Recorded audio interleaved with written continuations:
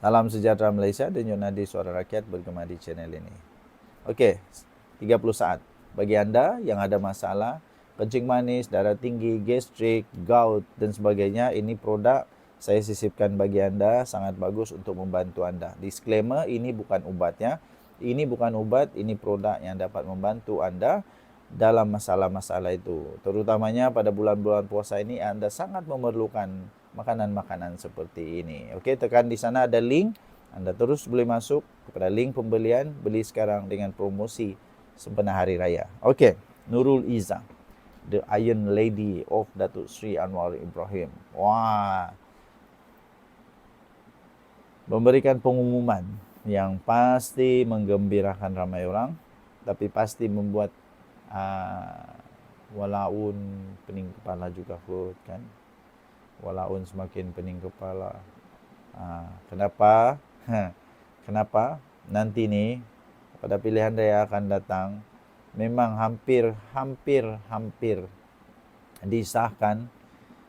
Permatang Pau akan diambil semula oleh Pakatan Harapan. Ini saya boleh sahkan lah.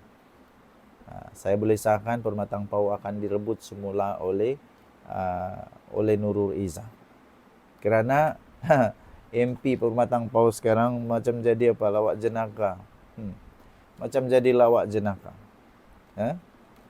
Kalau tidak percaya, tanyalah kepada rakan-rakan anda yang berada di Permatang Pau. Apa MP Permatang Pau sekarang buat?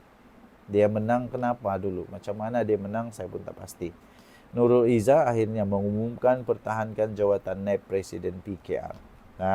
Mempertahankan jawatan ini. Mana kata dia ada peluang untuk sekali lagi menjadi calon di Permatang Pau. Kalau dia menjadi calon sekali lagi di Permatang Pau, saya amat yakin bahawa dia akan menang. Dia akan menang di sana. Beliau berkata, naib Presiden PKR Nurul Izzah bakal akan mempertahankan jawatannya pada pemilihan parti Mei ini. Walaupun begitu tuan-tuan dan puan-puan, ini naib presiden ini bukan hanya Nurul Izzah yang akan bertanding, ramai lagi yang bertanding. Okey.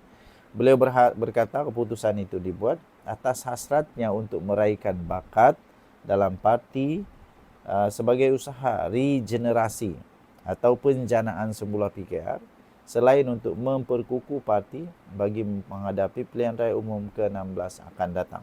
Dia kata, saya berharap anggota-anggota parti memberikan saya peluang untuk menggalas bebanan selari dengan konsep fardu kifayah.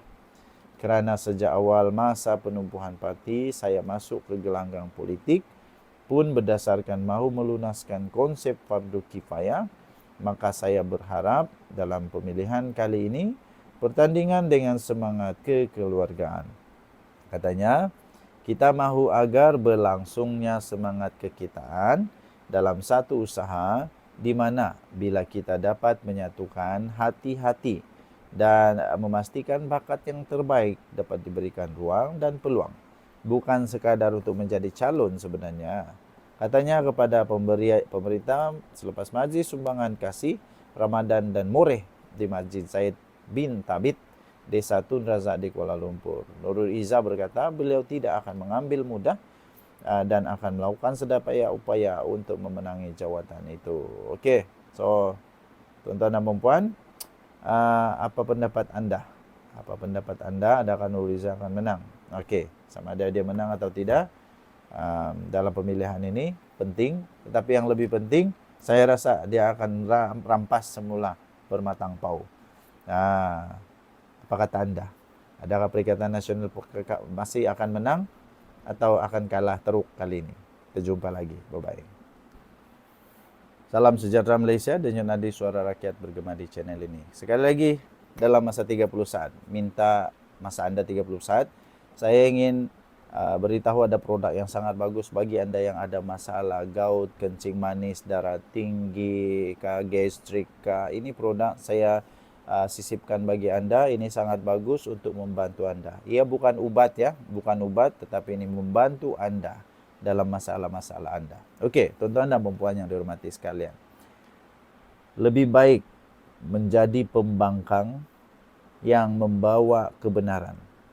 Lebih baik menjadi pembangkang yang mempertahankan kebenaran, lebih baik menjadi pembangkang dengan prinsip yang benar daripada menjadi kerajaan yang hipokrasi, daripada menjadi kerajaan yang penuh dengan fitnah, daripada menjadi kerajaan yang penuh dengan penipuan, daripada menjadi kerajaan yang selalu sakau, daripada menjadi kerajaan yang korup, daripada menjadi kerajaan yang rasuah. Anda setuju atau tidak dengan itu? Kenapa saya sebut ini? Saya respect kepada Lim Guan Eng. Walaupun saya bukanlah peminat sejati kepada Lim Guan Eng, saya bukan ahli DAP, tapi saya setuju apabila Lim Guan Eng memberikan peringatan kepada kerajaan sekarang bahawa DAP adalah teman yang setia, adalah rakan kongsi yang baik. Tetapi DAP bukan parti yes man. Tidak.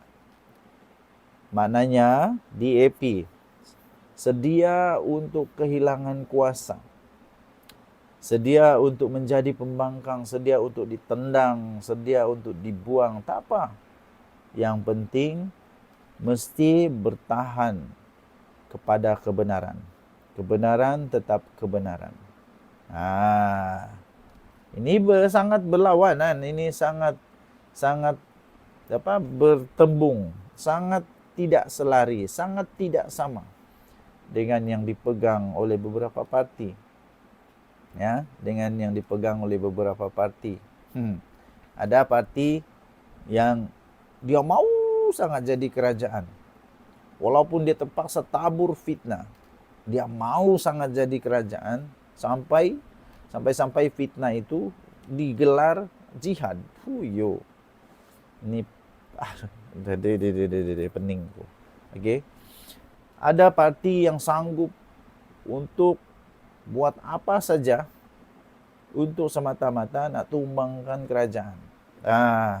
Dengan apa? Dengan sebab alasan yang kurang jelas. Kenapa tidak boleh sabar? Sabarlah. Satu-satunya parti yang saya nampak betul-betul berani, DAP lah. Dia tak kisah. Dia beritahu kami bukan parti yes man. Anwar Ibrahim salah, dia tetap akan cakap. UMNO salah, dia tetap akan cakap. Tak kisahlah. Tak kisah. Ini bagus. Ini bagi saya bagus. Walaupun begitu,